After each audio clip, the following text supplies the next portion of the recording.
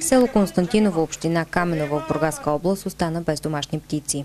За да се ограничи заразата, над 1200 пернати бяха умъртвени. 50 от тях са на Павел Вардев.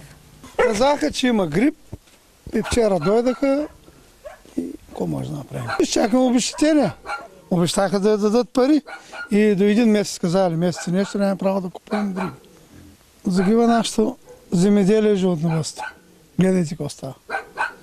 Щамът на вируса е открит при изследване на домашни кокошки. Те бяха на едно място, но се налага превентивно да предприемем от днес мерки.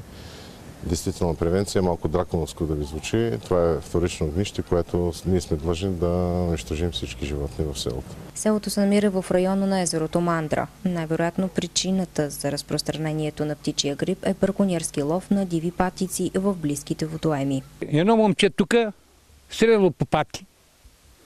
Съборило 4-5 патки, обаче не ги взимал само една. И оттам идва той.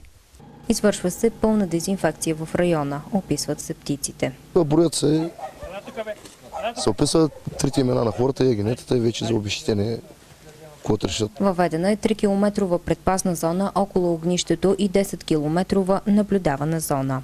За минути всичко е изчезна. Ето, всичко е празно. Как да живееш?